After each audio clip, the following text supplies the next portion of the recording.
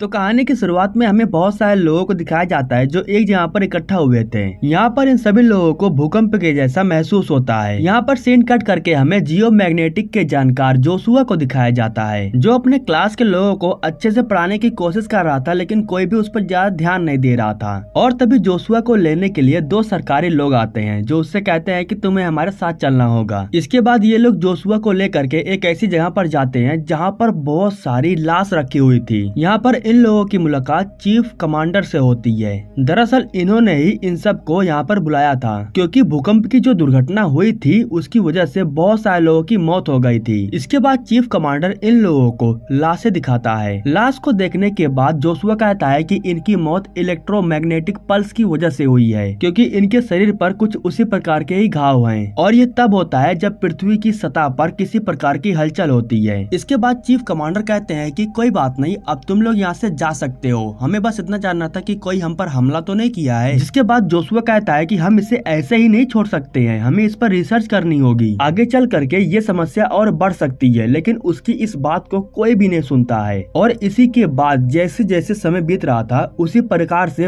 अलग अलग जगहों पर अलग अलग घटना हो रहा था। और ये सभी घटनाएं सिर्फ इलेक्ट्रॉनिक मैग्नेटिक पल्स की वजह से हो रहा था। जैसे कि अचानक पंछियों को पता नहीं क्या हो जाता है, वो मर करके नीचे गिरने लगती हैं, जिसकी वजह से पंछियों को नुकसान तो होता है, लेकिन उसी के साथ इंसान को भी बहुत ही भारी नुकसान हो जाता है। जब इस न्यूज को जोशुआ अपने टीवी पर देखता है तो वो समझ जाता है कि धीरे धीरे पृथ्वी का अंत इसी तरीके से होने वाला है, क्योंकि जोशुआ नोटिस कर रहा था कि ये सभी घटनाएं पहली बार नहीं हो रही थी, पहले भी बहुत बार हो चुकी थी। और इसके बाद जोशुआ अपनी टीम से कहता है कि जितनी भी घटनाएं हुई है उसकी एक नोट बनाओ और मुझे उसे ला करके दो। नोट तैयार हो जाने के बाद जोशुआ उसे ले जा करके डॉक्टर जिम्स्की को देता है। हालांकि पहले जिम्स्की उसकी बात सुनने से इनकार कर देते हैं, लेकिन वो किसी तरीके से उन्हें अपनी बात बताता है। लेकिन जब जिम्स्की नोट को पढ़ता है तो वो जोशुआ से कहता है कि ऐसा हो ही नहीं सकता है। तो जोशुआ कहता है कि कोई बात नहीं, जब बड़ी बड़ी घटनाएं होने लगेगी तब समझ में आ जाएगा। लेकिन वो बड़े बड़े घटनाओं का इंतजार नहीं करता है। वो जा करके व्हाइट ऑफिस में एक बड़ी मीटिंग रखता है और उसमें जोशुआ को बुलाता है, ताकि जोशुआ अपनी नॉलेज और रिसर्च के हिसाब से इन सभी को पृथ्वी की उस घटना के बारे में समझा सके। जोशुआ सबको बताता है कि आज से 1 साल बाद पृथ्वी पर कोई भी जिंदा नहीं बचेगा। अब ये सुनने के बाद सभी लोग हिल जाते हैं और सोचने लगते हैं कि भाई ऐसा क्यों। इसके बाद जोशुआ इन्हें प्रैक्टिकली समझाता है कि हमारे पृथ्वी के अंदर 2 कोर मौजूद है, एक इनर कोर और आउटर कोर, और ये पृथ्वी के बीच एकदम नीचे गहराई में है, जहाँ मैग्नेटिक पल्स का संचार बहुत ज्यादा होता है और उसी की वजह से हम पृथ्वी पर सुरक्षित हैं। लेकिन दिक्कत की बात यह है कि पृथ्वी का जो आउटर कोर है वो घूमना बंद कर चुका है और इसी वजह से मैग्नेटिक पल्स अब हमारे पृथ्वी के ऊपर गिर रहे हैं। अगर आउटर कोर फिर से घूमना शुरू नहीं किया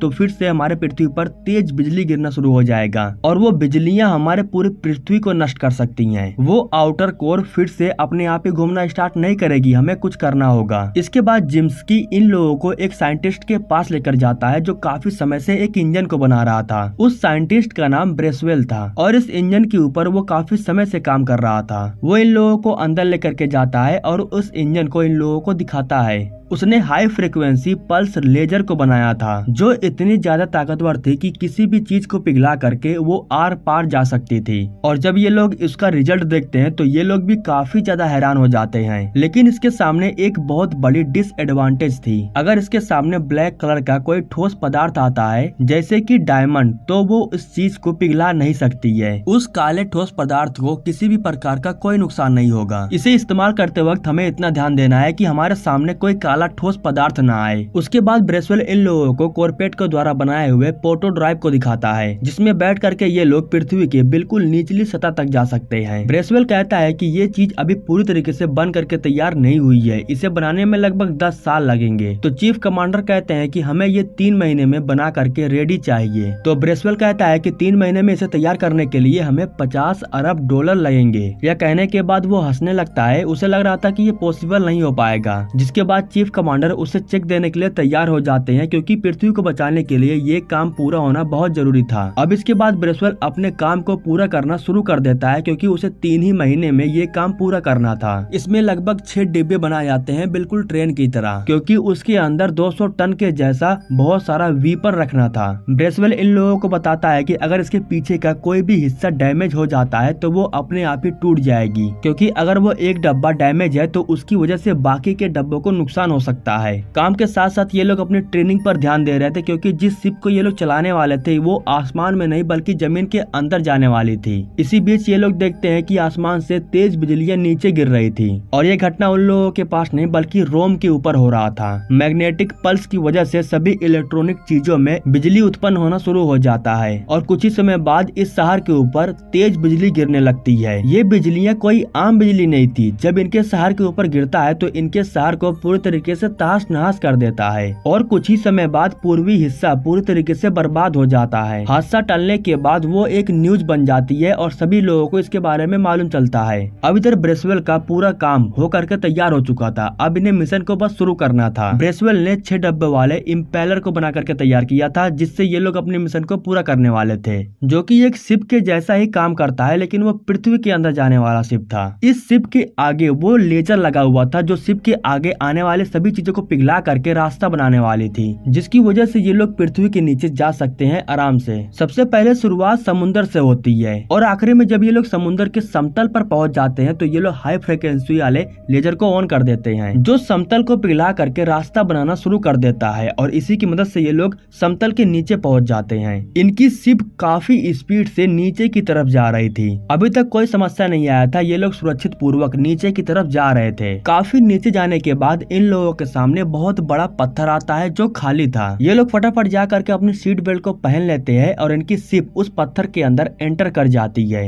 लेकिन अंदर जाने के बाद इन लोगों को मालूम चलता है कि ये लोग बड़े बड़े क्रिस्टल के बीच से होकर के गुजर रहे हैं और यहाँ पर बहुत ज्यादा क्रिस्टल था, जिसकी वजह से इनकी शिप एक क्रिस्टल के बीच में जाकर के फंस जाती है। शिप की पावर ऑफ करना पड़ता है क्योंकि इन लोगों को एनर्जी पावर को बचा करके रखना है। अब बातें हो रही थी कि आखिर जो क्रिस्टल शिप में फंसा हुआ है वो सामने से हटेगा कैसे, और जब कोई तरकीब नहीं निकलता है तो ये लोग फैसला करते हैं कि इन्हें बाहर जा करके उस क्रिस्टल को काटना होगा, क्योंकि इसके अलावा और कोई ऑप्शन नहीं था। यहाँ पर टेम्परेचर बहुत ही ज्यादा हाई था, लेकिन इन्होंने जिस सूट को पहना था वो इस टेम्परेचर को झेलने के लायक था और इसी वजह से ये लोग यहाँ पर सुरक्षित थे। अब उस क्रिस्टल को काटने के लिए कुछ लोग सूट को पहन करके बाहर आते हैं और एक लेजर की मदद से उस क्रिस्टल को काटना शुरू कर देते हैं। लेकिन ये लोग ऊपर के रास्ते से नीचे आए थे, जिसकी वजह से ऊपर की जो सेल थी वो टूट जाती है और ज्वालामुखी नीचे गिरना शुरू हो जाता है। अब जमीन के अंदर बहुत ही ज्यादा ज्वालामुखी था जो इनके सामने आकर के गिरने लगता है। खैर ये लोग फटाफट उस क्रिस्टल को काटने लगते हैं और काटने के बाद अंदर जाने लगते हैं। सभी लोगों को अंदर भेजने के बाद इनका जो एक क्रू मेंबर था वो बाहर खड़े होकर के ज्वालामुखी को देखने लगता है और तभी ऊपर से एक तेज धार वाला धातु आ करके उसके सर के ऊपर गिर जाता है और ठीक उसी समय वो ज्वालामुखी में गिर करके उसकी मौत हो जाती है। और अचानक जब उसकी आवाज आना बंद हो जाता है तो इन्हें मालूम चल जाता है कि वो अब खत्म हो चुका है। अब वो ज्वालामुखी चारों तरफ फैल रहा था और इनके करीब आ रहा था, इसलिए रेबेका शिप को ऑन कर देती है और ज्वालामुखी के रास्तों के द्वारा आगे बढ़ने लगती है, क्योंकि इन लोगों को मालूम चल चुका था कि अब इनका एक क्रू मेंबर खत्म हो चुका है, जिसकी वजह से ये लोग काफी ज्यादा निराश हो जाते हैं। और जब ये लोग शिप को लेकर के आगे बढ़ते हैं तो इनके सामने बहुत ही बड़े बड़े टुकड़ों में काले पत्थर आते हैं जो डायमंड होता है, लेकिन उसके कई टुकड़े थे, इसलिए ये लोग शिप को बीच से होकर के निकालने लगते हैं। और इसी बीच गलती से शिप का एक कंपार्टमेंट जा करके उस पत्थर से टकरा जाता है और उस कंपार्टमेंट में न्यूक्लियर बम को एक्टिवेट करने के लिए टाइमर रखे हुए थे। इनका एक क्रू मेंबर फौरन जा करके उन सभी टाइमर को एक बॉक्स में भर करके जोशुआ को दे देता है, लेकिन इस बीच वो क्रू मेंबर डैमेज कंपार्टमेंट में फंसा रह जाता है और गेट बंद हो जाता है। लेकिन जोशुआ अभी भी उम्मीद नहीं खोता है। वो उससे बात कर रहा था और कह रहा था कि हम तुम्हें बचा लेंगे। ब्रेसवेल गेट को खोलने की कोशिश कर रहा था, लेकिन उसे समझ में नहीं आता है कि आखिर वो किस तार को काटे। हाँ, लेकिन रेबेका गेट को खोल सकती थी, लेकिन वो ऐसा नहीं करती है, क्योंकि उसे मालूम था कि अगर वो ऐसा करती है तो बाकी के डब्बों को भी नुकसान हो सकता है और इनकी भी मौत हो सकती है। एक इंसान को बचाने के चक्कर में पूरा मिशन फेल हो सकता है, इसलिए वो गेट को नहीं खोलती है और वो कंपार्टमेंट इनसे अलग हो जाता है। लेकिन इसके बाद जोशुआ बहुत गुस्से में था। वो रेबेका के पास आता है और कहता है कि अगर तुम 2 सेकंड के लिए गेट खोल देती तो मैं उसे बचा लेता। उसके बीवी और 2 बच्चे थे, तुमने उसे मार दिया। तो रेबेका कहती है कि हमने मिशन को पूरा करने के लिए ऐसा किया और भी लोगों ने जान गंवाई है। ऑफिस में बैठे हुए कुछ लोग जो इन लोगों के ऊपर नजर रख रहे थे, वे लोग भी काफी ज्यादा निराश हो जाते हैं, क्योंकि अभी तक 2 लोगों की मौत हो चुकी थी। 35 घंटे बीत चुके थे और ये लोग 1900 मील नीचे जा चुके थे। और आखिरकार ये लोग पृथ्वी के आउटर कोर में दाखिल हो जाते हैं। लेकिन यहाँ पर पहुंचने के बाद ब्रेसवेल कहता है कि हम लोग न्यूक्लियर वीपन को ऐसे ही बाहर नहीं गिरा सकते हैं, क्योंकि अगर हम उसे ऐसे ही बाहर गिरा देंगे तो वो खराब हो जाएगी। हमें न्यूक्लियर वीपन में टाइमर लगा करके उसे कंपार्टमेंट के साथ छोड़ना होगा, क्योंकि ये सभी न्यूक्लियर वीपन कंपार्टमेंट के अंदर ही ब्लास्ट हो सकते हैं। बाहर का तापमान लगभग 9000 डिग्री सेल्सियस है। अगर हम बाहर वीपन को छोड़ देंगे तो वो वीपन को पिघला देगा। इसके बाद हमें दिखाया जाता है कि मैग्नेटिक पल्स की वजह से पृथ्वी पर एक होल बन जाता है और वो समुद्र के रास्ते पर आ करके पूरे ब्रिज को नुकसान पहुंचाने लगता है। दरअसल वो पूरे ब्रिज को पिघला करके उसे बीचों बीच से तोड़ देता है, जिसकी वजह से जितने भी लोग ब्रिज के ऊपर थे वे सभी लोग समुद्र में गिर जाते हैं और उनकी मौत हो जाती है। अब ये समस्या धीरे धीरे बढ़ना स्टार्ट हो गई थी और दुनिया का नष्ट होना शुरू हो गया था। दूसरी तरफ ब्रेसवेल कहता है कि हमें न्यूक्लियर वीपन को अलग अलग कंपार्टमेंट में डाल करके उसे अलग करना होगा, क्योंकि पीछे के कंपार्टमेंट क्षतिग्रस्त होने के बाद ही हमारे शिप से अलग होंगे और ऐसा होना पॉसिबल नहीं है, क्योंकि हमारा कंपार्टमेंट बिल्कुल ठीक है। इसलिए हमें खुद जा करके कंपार्टमेंट को अलग करना होगा। लेकिन जो कोई भी जा करके उस कंपार्टमेंट को अलग करने वाला था वो वापस जिंदा नहीं आ पाएगा। ये बात तो बिल्कुल कंफर्म थी। ब्रेसवेल चीटिंग से वोट को जीत जाता है और वो जा करके कंपार्टमेंट को अलग करने का फैसला करता है। हालांकि ये लोग उसे मना कर रहे थे, लेकिन ब्रेसवेल कहता है कि इस शिप को मैंने बनाया है और इसके बारे में मुझे अच्छे से मालूम है, इसलिए मैं खुद जा करके शिप को अलग करूंगा, तुम लोगों को इसके बारे में नहीं मालूम है। अब ब्रेसवेल बड़ी मुश्किलों से पीछे वाले कंपार्टमेंट में जा करके उसे अलग करता है।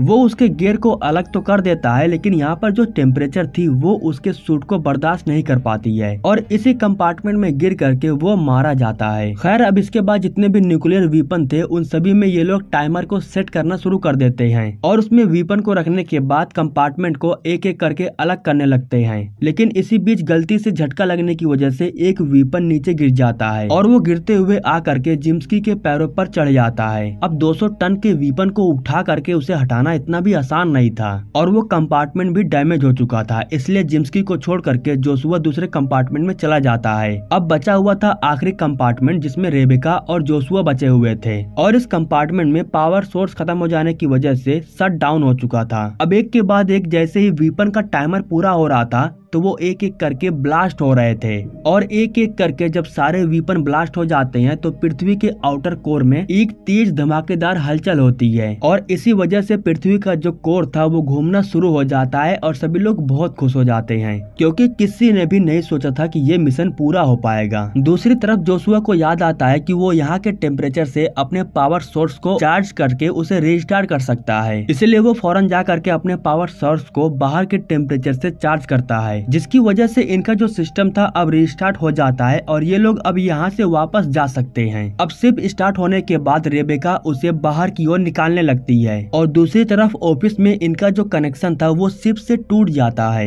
मतलब कि अब इन लोगों को उनकी लोकेशन के बारे में नहीं मालूम है। कोर सही हो जाने के बाद पृथ्वी पर जो भी घटनाएं होने वाली थी वो बिल्कुल ठीक हो जाता है और बिल्कुल पहले की तरह ही सब कुछ नॉर्मल हो जाता है। लेकिन फिलहाल इन लोगों का कनेक्शन शिप से टूट चुका था और इन लोगों को नहीं पता है कि अब वो शिप कहाँ पर है। लेकिन ये लोग समुद्र में आ करके उसकी समतल पर पहुंच जाते हैं और वहाँ पर शिप बंद हो जाता है। ऐसा इसीलिए हुआ क्योंकि यहाँ पर जो टेम्परेचर था वो बहुत ही ज्यादा ठंडा था। अब ये लोग समुद्र की बिल्कुल नीचे समतल पर फंसे हुए थे और ऑलरेडी कनेक्शन टूट जाने की वजह से अब इनकी लोकेशन के बारे में किसी को भी नहीं पता है। लेकिन फिर भी जो चीफ कमांडर था वो हार नहीं मानता है। वो जल सेना के साथ मिल करके उनकी उस शिप को ढूंढना शुरू कर देता है और बीच समुद्र में जाने के बाद इन्हें एक जगह पर बहुत सारी व्हेल मछलियां दिखाई देती हैं जो एक जगह पर इकट्ठा थी और इस तरीके से ये लोग उस शिप को ढूंढ लेते हैं और उसे बाहर निकालते हैं। लेकिन अब इन लोगों ने मिल करके पूरी दुनिया को बचाया था, लेकिन इसके बारे में पूरी दुनिया को नहीं मालूम है और इस मिशन को पूरा करने में कुछ लोगों ने अपनी जान तक गंवा दी। खैर, इसी के साथ ये कहानी यहीं पर समाप्त हो जाती है। दोस्तों, हमारे YouTube चैनल को सब्सक्राइब करने के लिए आपको दिल से शुक्रिया।